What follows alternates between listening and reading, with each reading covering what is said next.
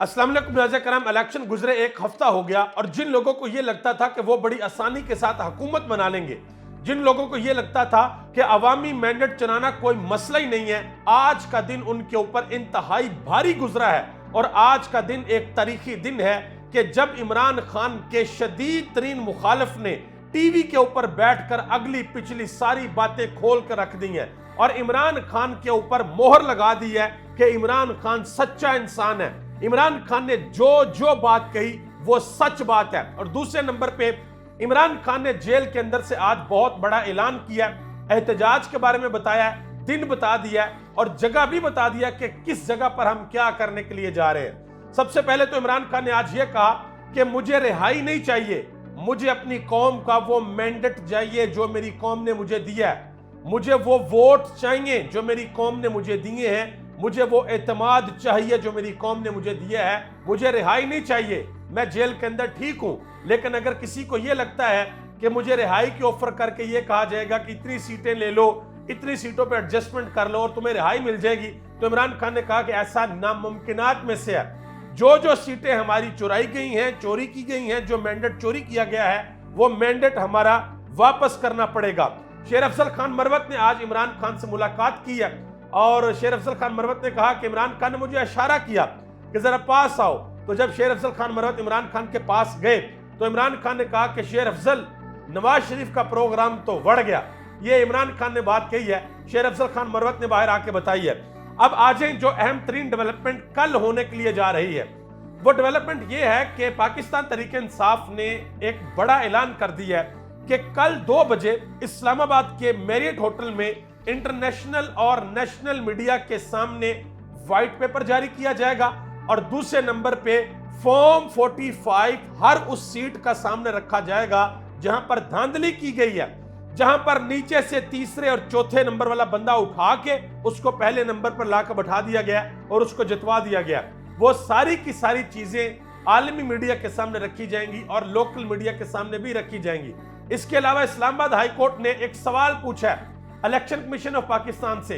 वो सवाल ये पूछा है कि जनाब मोहतरम, वैसे तो इलेक्शन कमीशन सारी सीटों के ऊपर जो है वो एक ही दिन नोटिफिकेशन करता है कि जी ये सारे के सारे उम्मीदवार कामयाब हो गए हैं, तो अब आप रुक रुक के क्यों कर रहे हैं? तो पाकिस्तान तहरीक इंसाफ के एक वकील ने कहा कि जी 2 इलेक्शन हुए हैं, एक इलेक्शन हुआ है 8 फरवरी को और एक इलेक्शन हुआ है 9 फरवरी को, इसलिए जो रिजल्ट है वो रुक रुक के आ रहे हैं। लेकिन ये एक बड़ी अहम डेवलपमेंट हो गई है कि कल 2 बजे पाकिस्तान तहरीक इंसाफ ये एक बड़ा और जरूरी और अहम काम करने के लिए जा रही है। और सिर्फ ये नहीं करने के लिए जा रही, इसके अलावा एक और काम करने के लिए जा रही है और वो काम ये है कि इमरान खान ने हफ्ते वाले दिन की पूरे मुल्क के अंदर कॉल दे दी है कि हफ्ते वाले दिन आप बाहर निकले और बिल्कुल उसी तरह बाहर निकले जिस तरीके से आप 8 फरवरी को निकले।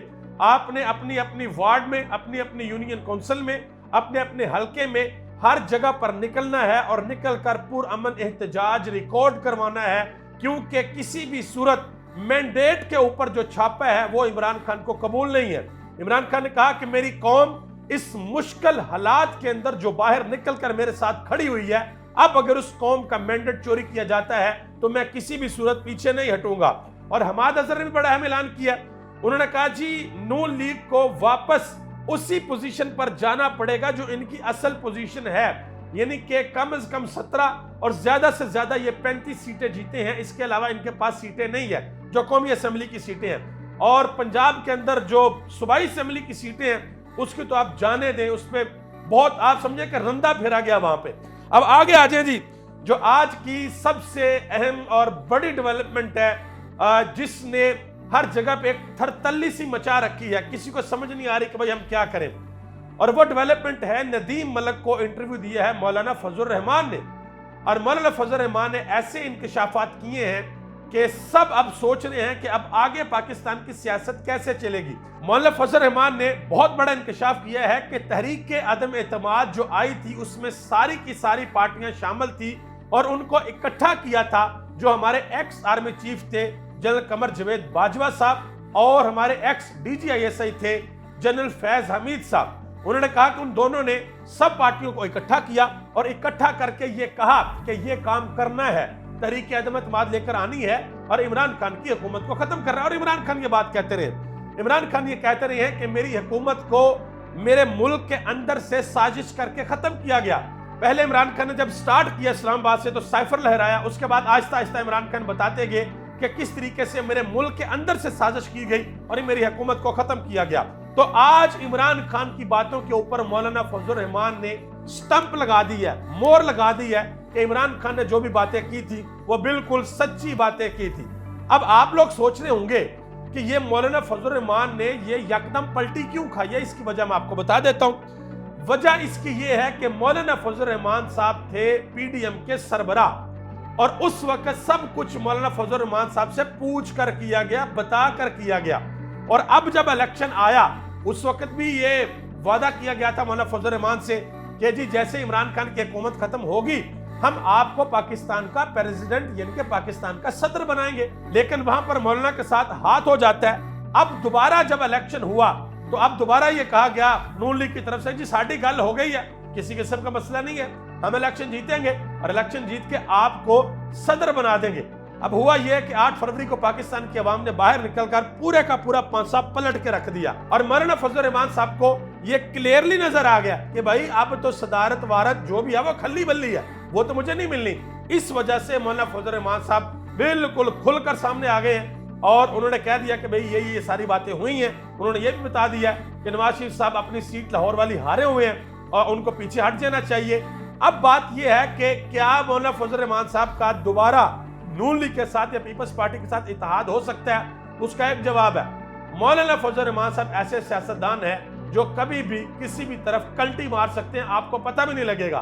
तो अब मौलाना साहब ने अपनी जो कीमत है वो इतनी ऊपर कर ली है कि जब तक मुस्लिम लीग नून कदमों में बैठकर उनके ये नहीं कहेगी ना कि जी हम आपको सदर की कुर्सी देने को तैयार हैं, हम जरदारी को पीछे करने को तैयार हैं, आप पाकिस्तान के सदर बने, तब तक मौलाना फजलुर रहमान साहब नहीं मानेंगे। ये जो कुछ भी वो कर रहे हैं ये एक तरह से वो अपनी कीमत बढ़ा रहे हैं, वो अपना कद ऊपर कर रहे हैं। उन्होंने कहा जी हम सरबराह थे और हमें ये पता नहीं क्या समझते रहे हैं, सारा कुछ हमारे कहने के ऊपर किया गया, हमसे पूछ कर किया गया और अब ये कह रहे हैं कि जी नहीं नहीं नहीं ऐसा नहीं हो सकता। और राना सनाउल्लाह साहब ने भी बयान दिया 2 दिन पहले, उन्होंने कहा जी जब पीडीएम की हुकूमत बनी थी वो हमारे गलों के अंदर मौलाना फजलुर रहमान ने डाली थी जो डोल बजता रहा 16 महीने।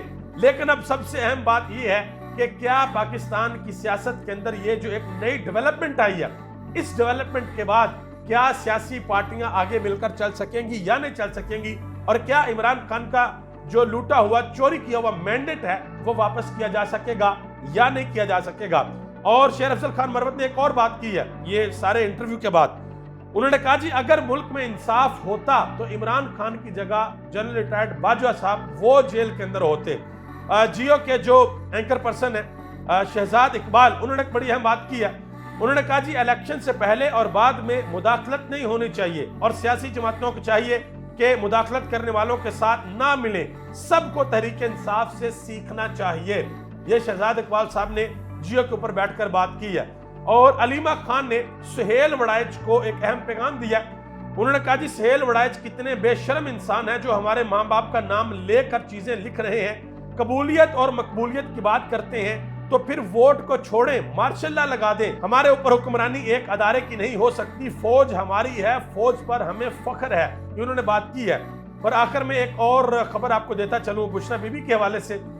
खबर ये है कि उनको कुछ खाने में ठीक नहीं दिया जा रहा और उनकी तबीयत शदीद नासाज है, ये खबर अंदर से आई है। बहरहाल अब देखना यह है कि बुशरा बीबी को बनी गाला से अडयाला जेल शिफ्ट कब किया जाता है, क्योंकि उन्होंने कह दिया कि मैं वहां पर नहीं रहना चाहती। ये एक नैरेटिव बनाने की कोशिश की गई थी कि देखें जी उनको घर में ठहरा दिया, मरियम नवाज को जेल में बंद कर दिया था। बहरहाल उस वक्त तो बुशरा बीबी ने खुद अडयाला जेल पहुंच के वो भी सारी की सारी प्लानिंग का सत्यानाश कर दिया था।